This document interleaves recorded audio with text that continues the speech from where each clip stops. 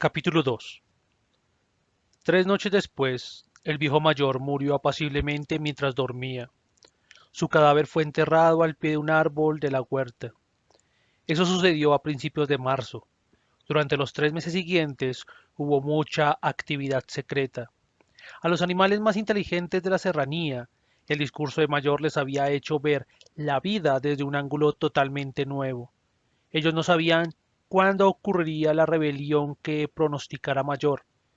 No tenían motivo para creer que aconteciera durante el transcurso de sus propias vidas, pero vieron claramente que era su deber prepararse para ella. El trabajo de enseñar y organizar a los demás recayó naturalmente sobre los cerdos, a quienes se reconocía en general como los más inteligentes de los animales. Los más destacados entre ellos eran dos cerdos jóvenes que se llamaban Snowball y Napoleón, a quienes el señor Jones estaba criando para vender. Napoleón era un berraco grande, de aspecto feroz, el único cerdo de raza Berkshire que había en la granja.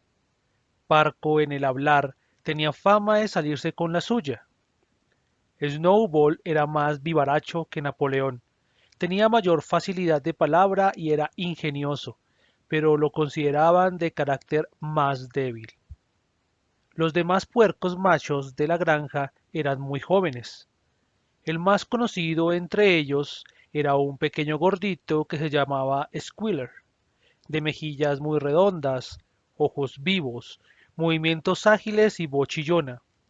Era un orador brillante, y cuando discutía algún asunto difícil tenía una forma de saltar de lado a lado y mover la cola, que era en cierta manera muy persuasiva.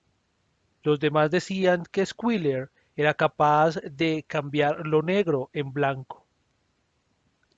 Estos tres habían elaborado, a base de las enseñanzas del viejo mayor, un sistema completo de pensamientos al que dieron el nombre de animalismo. Varias noches por semana, cuando el señor Jones ya dormía, celebraban reuniones secretas en el granero, durante las cuales se exponían los principios del animalismo a los demás. Al comienzo encontraron mucha estupidez y apatía. Algunos animales hablaron del deber y lealtad hacia el señor Jones, a quien llamaban amo, o hacían observaciones elementales como el señor Jones nos da de comer. Si él no estuviera, nos moriríamos de hambre. Otros formulaban preguntas tales como ¿qué nos importa a nosotros lo que va a suceder cuando estemos muertos? O bien, si esta rebelión se va a producir de todos modos, ¿qué diferencia hay si trabajamos para ella o no? Y los cerdos tenían gran dificultad en hacerles ver que eso era contrario al espíritu del animalismo. Las preguntas más estúpidas fueron hechas por Molly, la yegua blanca. La primera que dirigió a Snowball fue la siguiente. ¿Habrá azúcar después de la rebelión? No, respondió Snowball firmemente. No tenemos medios para fabricar azúcar en esta granja. Además, tú no necesitas azúcar. Tendrás toda la avena y el heno que quieras. ¿Y se me permitirá seguir usando cintas en la crin? Insistió Molly. Camarada, dijo Snowball, esas cintas que tanto te gustan son el símbolo de tu esclavitud. ¿No entiendes que la libertad vale más que esas cintas? Molly asintió, pero daba la impresión de que no estaba muy convencida. Los cerdos tuvieron una lucha aún mayor para contrarrestar las mentiras que difundía Moses, el cuervo amaestrado. Moses, que era el favorito del señor Jones, era espía y chismoso, pero era también un orador muy hábil. Pretendía conocer la existencia de un país misterioso llamado Monte Caramelo, al que iban todos los animales cuando morían. Estaba situado en algún lugar del cielo, un poco más allá de las nubes, decía Moses. En Monte Caramelo era domingo 7 veces por semana. El trébol estaba en sazón todo el año, y los terrones de azúcar y las tortas de lino crecían en los cercos. Los animales odiaban a Moses porque era chismoso y no hacía ningún trabajo, pero algunos creían lo de Monte Caramelo, y los cerdos tenían que argumentar mucho para persuadirlos de la inexistencia de tal lugar. Los discípulos más leales eran los caballos de tiro Boxer y Clover. Ambos tenían gran dificultad en formar su propio juicio, pero una vez que aceptaron a los cerdos como maestros, absorbían todo lo que se les decía y lo transmitían a los demás animales mediante argumentos sencillos. Nunca faltaban a las citas secretas en el granero y encabezaban el canto bestias de Inglaterra con que siempre se daba término a las reuniones. Pero sucedió que la rebelión se llevó a cabo mucho antes y más fácilmente de lo que ellos esperaban. En años anteriores, el señor Jones, a pesar de ser un amo duro, fue un agricultor capaz, pero últimamente había adquirido algunos vicios. Se había desanimado mucho después de perder bastante dinero en un pleito y comenzó a beber más de la cuenta. Durante días enteros permanecía en un sillón en la cocina, leyendo los diarios, bebiendo y, ocasionalmente, dándole a Moses cortezas de pan mojado con cerveza. Sus hombres eran perezosos y deshonestos. Los campos estaban llenos de maleza, los edificios requerían arreglos, los cercos estaban descuidados y mal alimentados los animales. Llegó junio y el heno estaba casi listo para ser cosechado. El día de San Juan, que era sábado, el señor Jones fue a Willingdon y se emborrachó de tal manera en la taberna El León Colorado que no volvió a la granja hasta el mediodía del domingo. Los peones habían ordeñado las vacas de madrugada y luego se fueron a cazar conejos, sin preocuparse de dar de comer a los animales. Cuando volvió, el señor Jones se fue a dormir inmediatamente en el sofá de la sala, tapándose la cara con el periódico, de manera que al anochecer los animales aún estaban sin comer. Finalmente, estos no resistieron más. Una de las vacas rompió de una cornada la puerta del depósito de forrajes y los animales empezaron a servirse solos de los arcones. Justamente en ese momento se despertó el señor Jones. De inmediato él y sus cuatro peones se hicieron presentes con látigos, azotando a diestra y siniestra. Eso superaba a cuanto los hambrientos animales podían soportar. Unánimemente, aunque nada por el estilo había sido planeado con anticipación, se abalanzaron sobre sus atormentadores. En forma repentina, Jones y sus peones se encontraron recibiendo empellones y patadas desde todos los costados. Habían perdido el dominio de la situación. Nunca habían visto a los animales portarse de esa manera, y esa inopinada insurrección de bestias a las que estaban acostumbrados a pegar y maltratar como querían, los aterrorizó hasta hacerles perder la cabeza. A poco abandonaron todo intento de defensa y escaparon. Un minuto después, los cinco disparaban a toda carrera por el sendero rumbo a la puerta principal con los animales persiguiéndolos triunfalmente. La señora Jones miró por la ventana del dormitorio, vio lo que sucedía, metió precipitadamente algunas cosas en un bolsón y se escabulló de la granja por otro camino. Moses saltó de su percha y aleteó tras ella, graznando en alta voz. Mientras tanto, los animales habían perseguido a Jones y sus peones hasta la carretera y cerraron el portón estrepitosamente tras ellos. Y así, casi sin darse cuenta de lo que ocurría, la rebelión se había llevado a cabo triunfalmente. Jones había sido expulsado y la granja Manor era de ellos. Durante los primeros minutos los animales apenas si podían creer en su buena fortuna.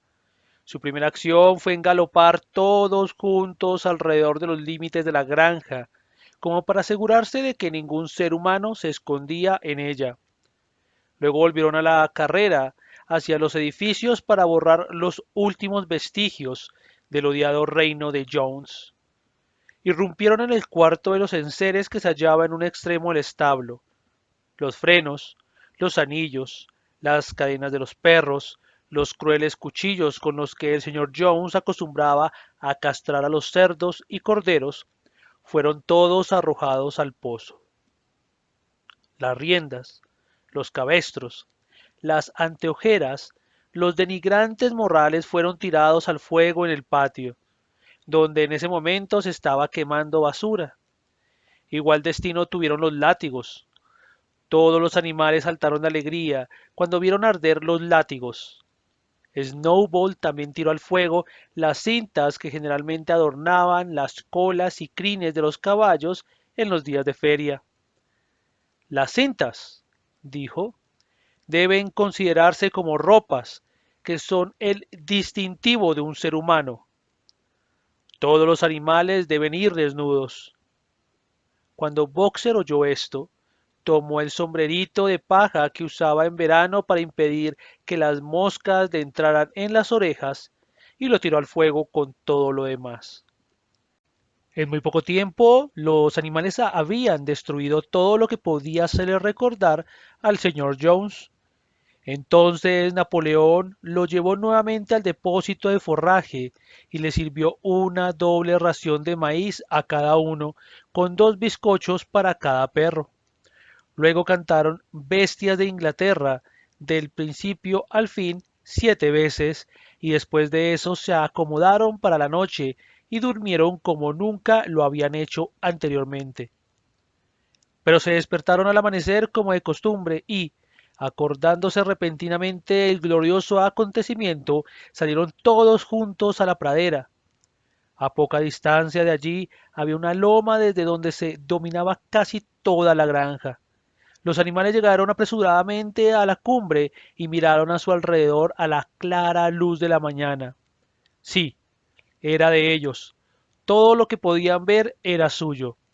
En el éxtasis de ese pensamiento, brincaban por todos lados, se arrojaban al aire en grandes saltos de alegría.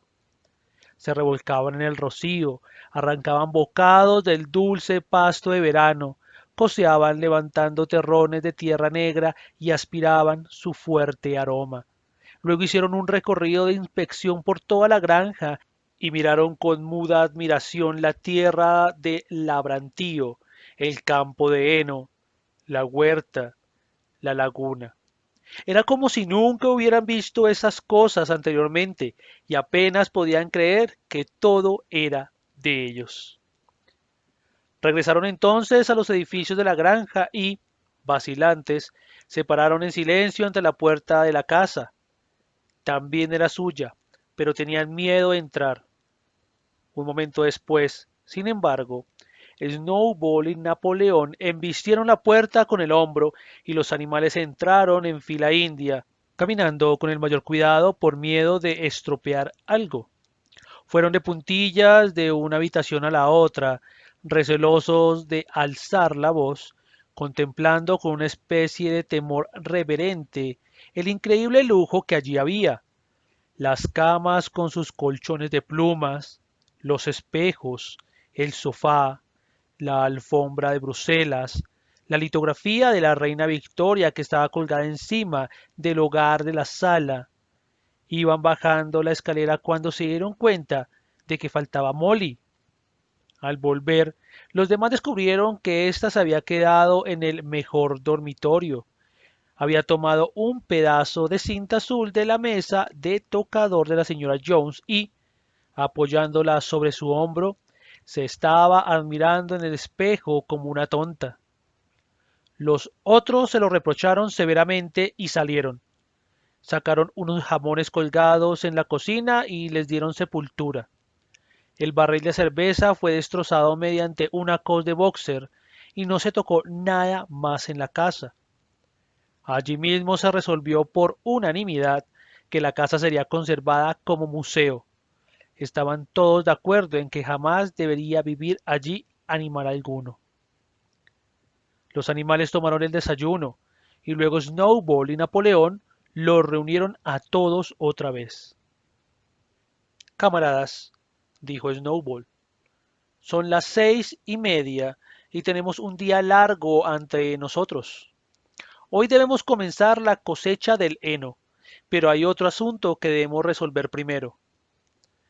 Los cerdos revelaron entonces que durante los últimos 3 meses habían aprendido a leer y escribir mediante un libro elemental que perteneciera a los chicos de la señora Jones y que había sido tirado a la basura.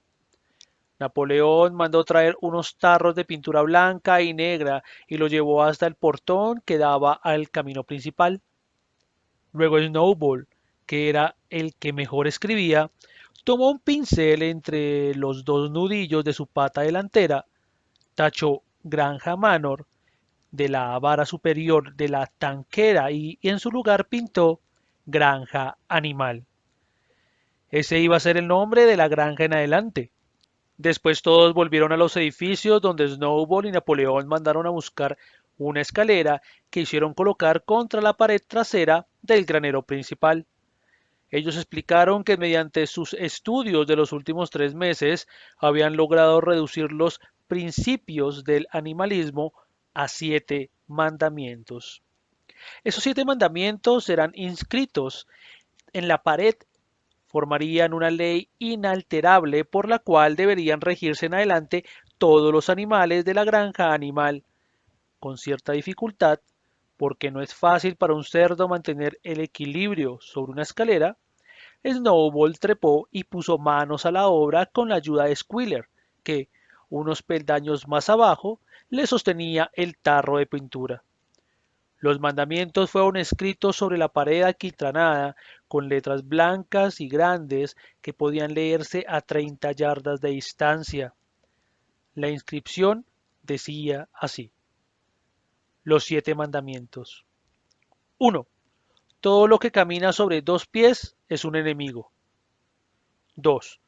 Todo lo que camina sobre 4 patas o tenga alas es un amigo. 3. Ningún animal usará ropa.